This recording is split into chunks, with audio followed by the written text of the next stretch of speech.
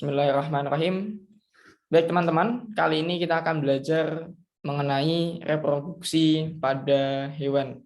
Kemarin kita telah belajar mengenai pertama reproduksi pada manusia, yang kedua adalah reproduksi pada tumbuhan. Kali ini yang akan kita bahas adalah reproduksi pada hewan. Apa saja? Mari kita lihat. Hewan juga apa? Maksudnya hewan juga bisa mengalami reproduksi aseksual. Kemarin kita sudah membahas di tumbuhan bahwa di tumbuhan dia dapat melakukan reproduksi secara seksual, secara kawin maupun aseksual, secara tidak kawin. Dalam pembahasan kali ini, reproduksi aseksual itu kita bagi menjadi 3. Ada tunas, fragmentasi, dan partenogenesis. Apa itu masing-masingnya akan kita bahas secara singkat.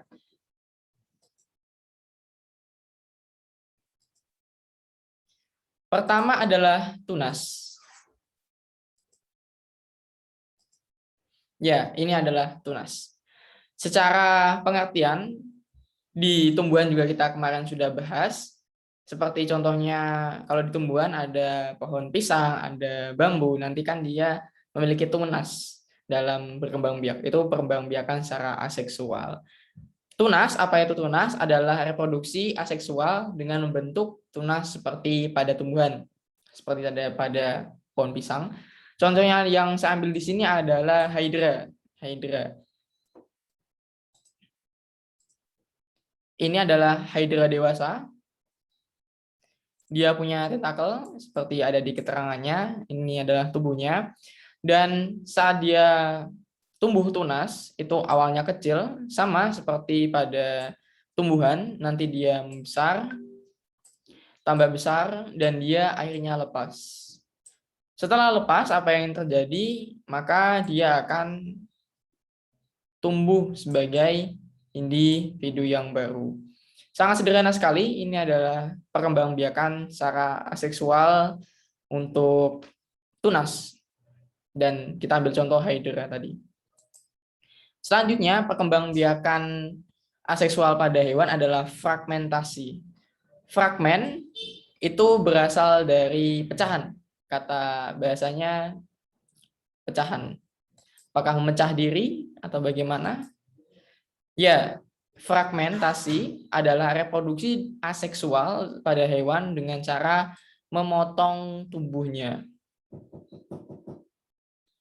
Memotong tubuhnya itu bagaimana? Apakah kita manusia dengan sadar memotong tubuh kita seperti ini? Tidak juga. Untuk contohnya, misalnya pernah nonton SpongeBob, teman-teman? Ada yang sudah pernah nonton SpongeBob?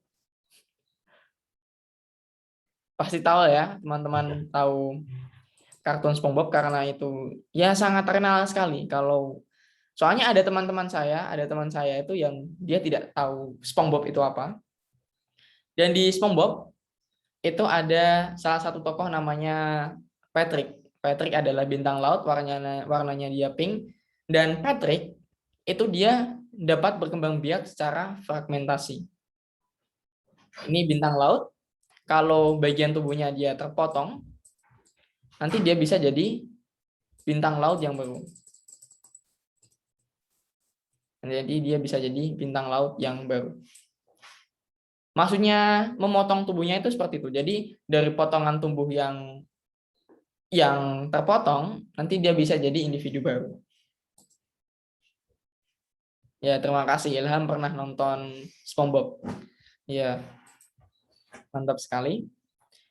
Dalam fragmentasi ada 2 tahap, ada fragmentasi dan regenerasi.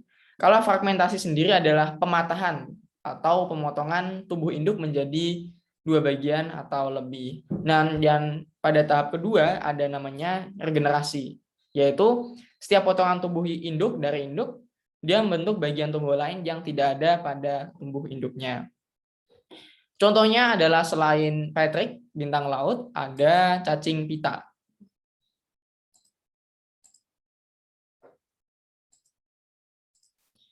Ini cacing pita, misalnya kita potong Kita potong kepalanya seperti ini. Dia bisa, misalnya saya pisahkan ya, ini kepalanya, nanti kepalanya dia membentuk ekor, dan ekornya dia membentuk kepala. Jadi yang dimaksud regenerasi itu seperti itu. Jadi tahap fragmentasi adalah tahap pemotongan, tahap regenerasi adalah tahap di mana masing-masing potongan dari tubuh itu dia membentuk bagian tubuh yang tidak ada pada induknya. Apakah ini benar? Seperti itu? Ya, benar. Coba teman-teman cari di sungai yang masih bersih biasanya. Itu cacingnya dipotong, tapi jangan di darat, nanti dia mati. Potongnya di air dan diamati. Nanti dia dapat membentuk sesuai dengan apa yang kita pelajari di sini. Jadi misalnya kita potong jadi 2 bagian, ekor dan kepala, seperti itu. Nanti ekornya dia membentuk kepala, dan kepalanya dia dapat membentuk ekor. Keren sekali. Selanjutnya adalah parthenogenesis. Apa itu parthenogenesis? Sepertinya ini yang paling asing ya istilahnya. Parthenogenesis adalah reproduksi aseksual yang betina menghasilkan ovum tanpa proses fertilisasi. Contohnya seperti apa? Jadi contohnya ada pada lebah atau semut atau bisa kutu daun atau mungkin kutu air. Tapi paling banyak kita jumpai adalah lebah dan semut. Jadi pada lebah, ovum yang dibuahi akan tumbuh menjadi lebah betina atau steril, yang tidak dibuahi akan tumbuh menjadi lebah jantan. Jadi dalam lebah teman-teman ada beberapa tipe.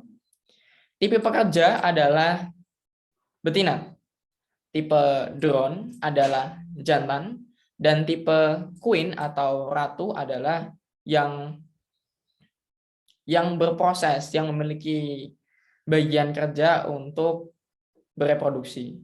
Kalau lebah pekerja, dia ya bekerja, dia mengumpulkan madu, dia melindungi sarang, membangun sarang, dan sebagainya.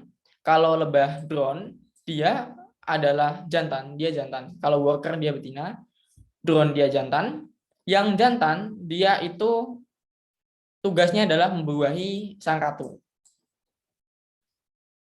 Jadi tidak seperti sapi misalnya. Sapi kan dia berpasang-pasangan terus dia kawin terus beranak. Tidak seperti itu. Kalau di lebah beda. Namanya dia parthenogenesis. Kalau di semut dia juga seperti itu. Jadi lebih lanjut, lebah betina dia bertugas sebagai bekerja tadi, lebah jantan bertugas sebagai penghasil sperma untuk membuahi lebah ratu.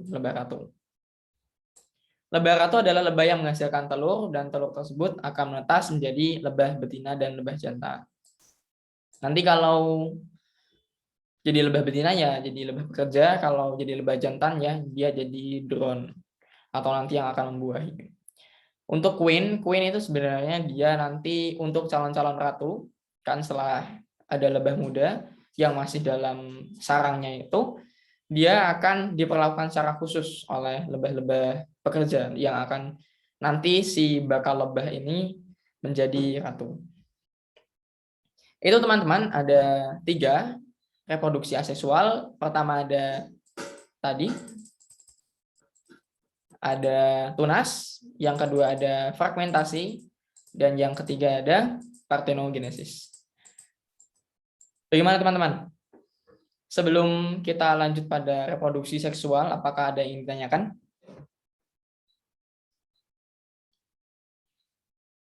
Tidak, Kak. Baik, terima kasih Longman. Yang lain, apakah ada yang ditanyakan? Saya mau nanya, Kak. Ya, silakan. Kalau kayak pakai cara yang pembelahan gitu, kayak planaria gitu, dia kan memotong tubuhnya ya. Iya. Dia itu induknya itu kekurangan masanya nggak sih, Kak? Bagaimana? Berarti bisa diulangi? Kayak cacing planaria nih. Iya. Dia memotong tubuhnya nih, biar reproduksi ya kan. Habis itu dia itu kekurangan masanya atau gimana gitu Kak? Atau enggak? Maksudnya ketika, ya terima kasih pertanyaan dari Taufik Nur Hidayat. Yang saya tangkap, apakah ketika cacing planaria melakukan pembelahan diri, dia akan kekurangan makan, begitu? Atau bagaimana? Kekurangan ini kayak kekurangan kayak masanya gitu, masanya, Oh, umurnya. ya, jelas. Jelas. Karena masa tidak bisa double ya. Terima kasih pertanyaan Taufik. Iya, jelas. Dia akan kekurangan masa tubuhnya. Tapi bagaimana dia, pertama teman-teman, cacing planaria dia bekerja beda sekali dengan manusia, di mana kalau misalnya kepala manusia dipotong, kita tidak bisa makan. Tapi dalam kasus cacing planaria, dia pencernaannya, peredaran darahnya dia sangat berbeda dengan kita. Jadi ketika dia terpotong, dia pertama dapat mendaya gunakan organ-organ tubuhnya dengan cara kerjanya yang berbeda untuk membentuk apa yang tidak dimiliki dari potongan tubuh tersebut. Apakah masanya berkurang? Ya, jelas sekali. Dan setelah itu pasti dia perlu makan untuk mengurangi, bukan mengurangi, untuk menambah masanya itu. Bagaimana? Apakah menjawab? Iya Kak. Baik, terima kasih Taufik Nur Hidayat. Ada yang ingin bertanya lagi?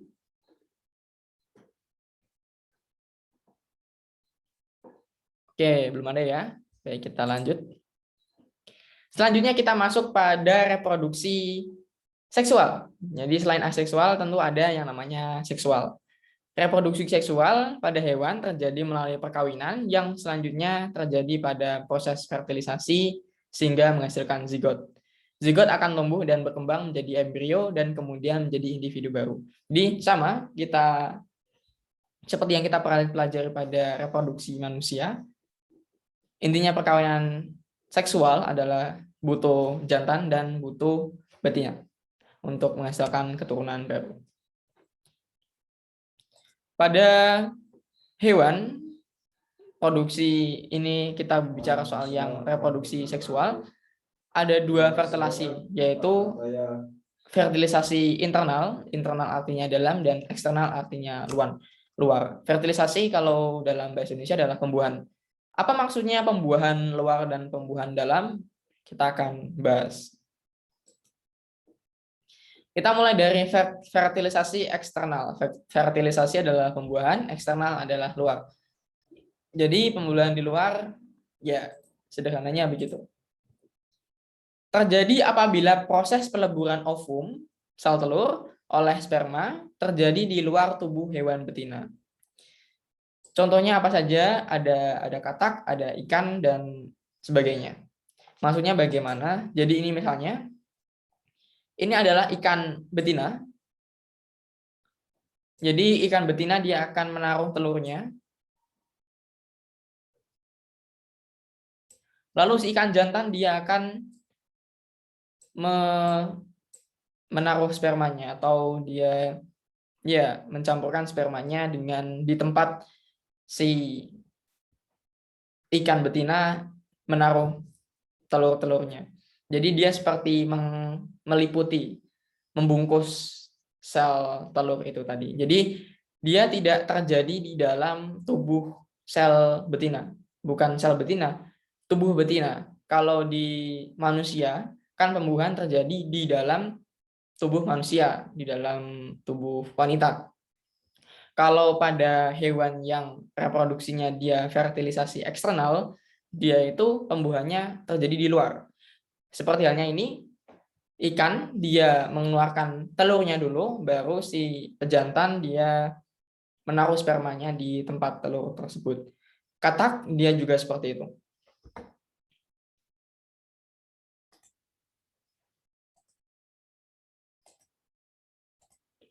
Selanjutnya, apa ada yang ditanyakan dulu? Atau saya yang bertanya, saya ingin ngasih tebak-tebakan. Kalau lumba-lumba, dia fertilisasinya apakah eksternal juga?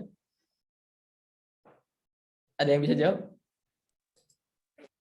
Mungkin. Tidak. Tidak ya. Tidak Mamalia. bisa jawab atau tidak di luar? Dia kan mamalia. Iya, betul. Sangat tepat sekali. Terima kasih, Taufik Hidayat. Ya, memang. Lumba-lumba dia mamalia dan jelas dia berkembang seperti mamalia. Jadi dia tidak melakukan fertilisasi eksternal.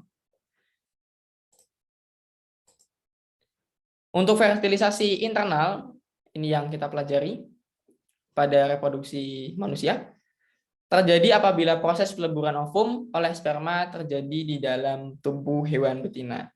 Apa saja contohnya? Ada ayam, kucing, burung, dan sebagainya. Intinya, ini saya ambil contoh kucing.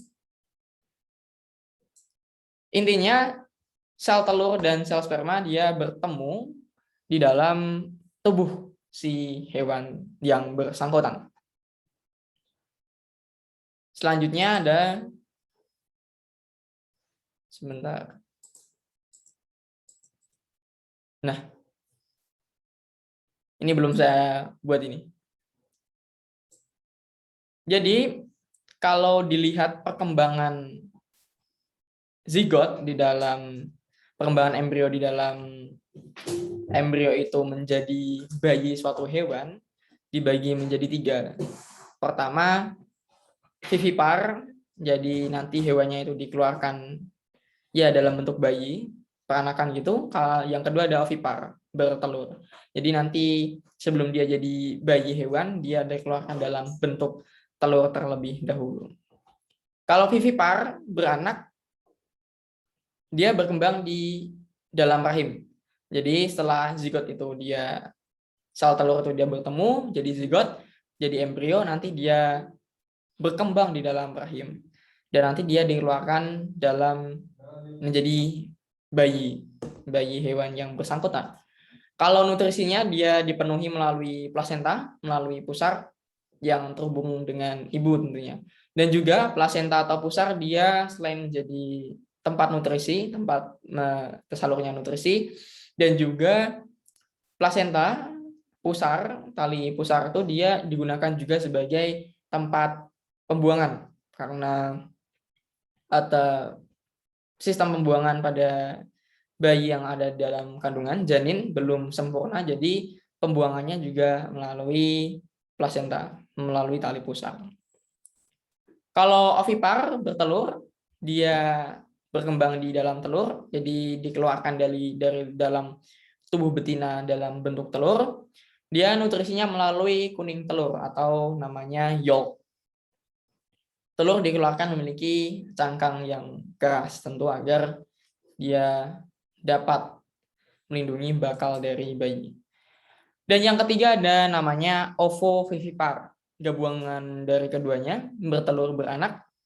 Bagaimana itu? Ya, sederhananya dia di dalam begini, telur ayam, dia juga awalnya di dalam ayam, tapi dia dikeluarkan dalam bentuk telur. Kalau hewan yang ovovivipar, dia berkembang, dia awalnya memang di dalamnya itu, di dalam tubuh si hewannya itu telur, tapi dia tidak dikeluarkan dalam bentuk telur yang bercangkang keras, tapi dia dirami di dalam tubuh, nanti dia menetas di dalam tubuh, dan nanti dia keluar dalam bentuk ya anak. Nah, kalau hiu ya bayi hiu. Jadi dia telurnya di dalam, dirami di dalam, dan keluarnya dia berupa anakan hiu. Jadi materinya singkat, itu saja sebenarnya. Apakah ada yang ingin ditanyakan atau didiskusikan mengenai hewan-hewan? Bagaimana teman? Apakah ada yang ditanyakan?